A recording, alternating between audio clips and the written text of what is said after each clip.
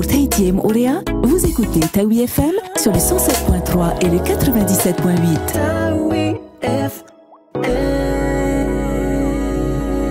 Aujourd'hui, je reçois Florence Huel qui vient nous présenter les fées éphémères. Alors vas-y, qu'est-ce que c'est ? Alors, c'est le nouveau spectacle de l'école de danse André Chan. Et cette année, on a choisi de vous faire rêver et de vous présenter un spectacle sur les fées. Voilà. Les fées, alors les gentilles fées, les sorcières. Non, il n'y a pas de sorcières. Il y a des petites fées méchantes quand même. Non, il n'y a pas de sorcières. En fait, c'est vraiment... C'est vraiment une histoire dédiée à la nature. En fait, on est parti du principe que les fées existaient, qu'on les côtoyait tous les jours. J'en suis une, mais il faut pas dire. Mais je l'avais bien remarqué. Voilà. Voilà, et qu'en fait, la nature, en fait, chaque plante abritait des créatures merveilleuses, facétieuses, comme ça, dont les fées. Et seuls peu d'individus arrivaient à les percevoir. C'est vrai que c'est difficile. Il faut avoir l'esprit d'enfant, magique, romantique. Voilà, il faut aimer observer, rêver, voilà. Et du coup, le personnage principal de notre petite histoire, en fait, elle a cette capacité-là. Parce que c'est encore une enfant. C'est une jeune fille, très ouverte, qui a envie de découvrir les choses, très observatrice, gaie, et puis portée sur les sensations, parce que pour nous les fées, en fait, ce sont des êtres positifs qui insufflent en fait des ondes positives. Donc c'est un petit peu comme si elle distillait dans la nature tout autour d'elle un traitement anti-morosité, ou voilà, c'est des petites choses. C'est vrai qu'on imagine bien et on voit peut-être la fée Clochette, la fée de Cendrillon, la fée toutes ces fées-là, ça c'est leurs copines. Oui, leurs copines. Mais après, on a travaillé aussi sur les costumes. Moi, j'avais envie de quelque chose de sobre, de très léger, et c'est vrai qu'on n'a pas tellement opté pour le côté chapeau pointu, voile, grandes ailes, et elles ont des caractères bien trempés, toutes différentes, et moi c'est ce qui me plaisait, c'est drôle, et puis c'est gai, voilà. Voilà, donc il y a une histoire, c'est une jeune fille qui se promène dans la nature et qui de place en place. Voilà.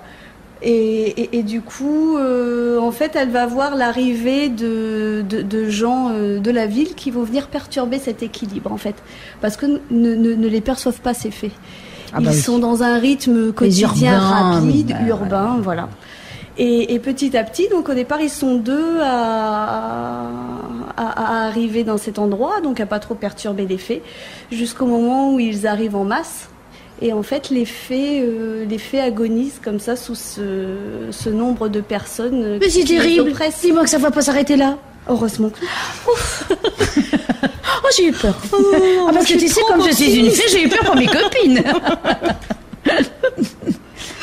Donc voilà, et puis on va pouvoir les retrouver grâce à la lecture, en fait.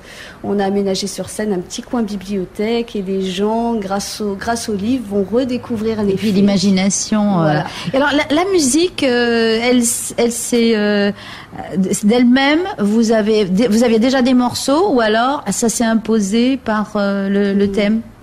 Moi, je travaille beaucoup sur les sensations. C'est-à-dire que quand on choisit un thème, il y a plein de choses qui me viennent comme ça. J'ai du mal à en parler, mais je perçois très bien l'univers que je veux créer.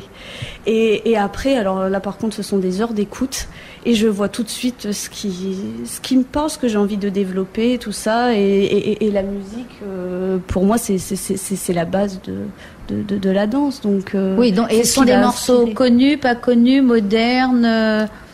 La plupart des morceaux ne sont pas connus. Moi, j'aime que les gens puissent entendre d'autres choses. Oui, parce que ça permet de ne pas se projeter non plus quand tu entends un air trop connu. Hop, on a des références. Ce qui fait que là, il y a quand même le côté mystérieux de la découverte. Tout à fait. Puis avec des styles de musique très différents, puisqu'on a des styles de danse.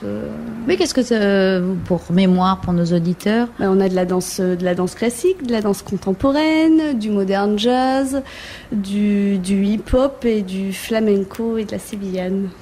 Voilà, alors tu me disais un petit peu le flamenco, c'est...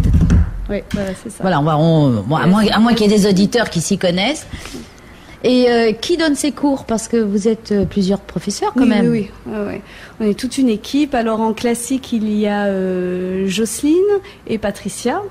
Jocelyne qui est la directrice pédagogique aussi de l'école. En contempo, il y a moi et moi. Bon. En jazz, là, on a un danseur à qui j'ai confié en fait 2 chorégraphies pour le spectacle, Fabien. Et puis après, pour les classes de tout petits aussi, parce que c'est un travail bien particulier, il y a Émilie pour les 3-6 ans. Et après, en hip-hop et funky jazz, c'est Frédéric Maréré. Et en flamenco et sévillane, Rosemary Urbiola. Alors, il y a quand même combien de danseurs là Sur scène, on est 250. Ouf. Voilà. Bon, c'est le Grand Théâtre, hein, on précise. Oui. C'est vendredi 15 mars et samedi 16, on a oublié de le dire. Oui. 250 à la fois pour le final ou quand même petit à petit? Pour le final, oui, normalement il y aura tout le monde sur scène. Et non, grâce au feu, là, vous allez pouvoir... Ouais. En fait, oui, la fin du spectacle, c'est la cohabitation entre les 2 univers, bien sûr. C'est s'accepter l'un l'autre, laisser de la place, et puis... Alors, pourquoi cette date de mi-mars? Parce que ça fait un peu tôt, quand même, pour une fin d'année d'école de danse. Oui, mais en fait, c'est pour permettre aux élèves de pouvoir réviser tranquillement le bac au mois de mai, les brevets... Même les 3-6 ans sont en avance, les 3-6 ans, oui. Mais vous continuez ensuite à donner des cours et vous préparez déjà dans ces cas-là le spectacle? Non. Moi, ce que j'aime justement, c'est qu'après, comme on est quand même loin de la fin de l'année scolaire, on peut vraiment reprendre un rythme de travail intense. Et puis, en fin d'année, on a les examens de passage de classe aussi. Ah, parce que vous faites passer les niveaux, oui. Alors, comment ça se passe, là? On fait les pointes? C'est pas systématique, mais cette année, on va le refaire. Et moi, c'est un rendez-vous que j'adore parce qu'on est en tête-à-tête avec les élèves. Et c'est vrai qu'on a trop peu l'occasion de faire un retour vraiment personnel à chacun. Et là, en fait, on leur apprend par discipline. Ils ont une variation à apprendre. Et puis après, on étale ça sur une semaine. Ils passent devant tous les professeurs de l'école, individuellement. Et donc ça leur permet de se confronter aussi à eux-mêmes et voir les progrès. Déjà, moi je pense que c'est une aide après pour tous les examens qu'ils auront à passer.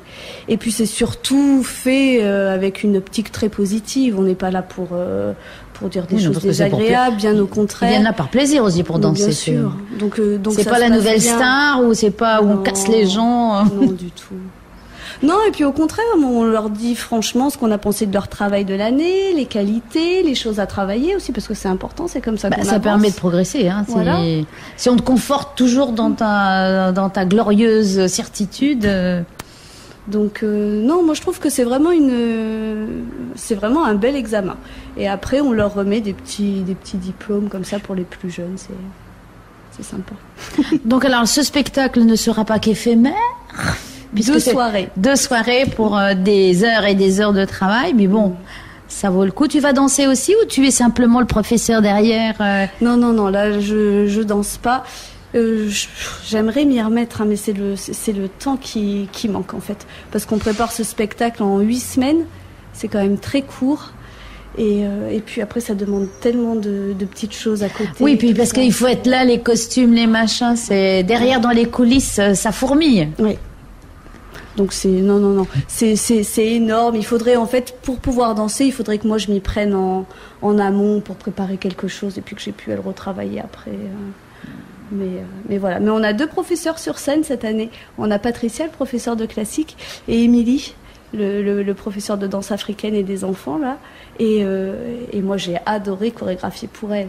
C'était vraiment du bonheur.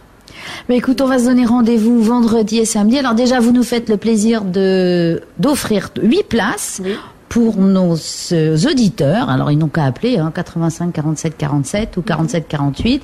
Et puis se donner rendez-vous sur votre site Facebook, puisque vous en avez un. Donc Centre de danse André Tchal. Voilà, moi je l'ai trouvé. Bon voilà, ou sur notre site Taoui FM, hein, bien sûr. Ben, merci Florence, à très bientôt, à vendredi. Merci. Oui, à vendredi. Et puis alors, bon courage. Hein. Et, voilà, et tu as le bonjour de la fée de Taoui FM. À Taha, vous écoutez Taoui FM sur le 98.4.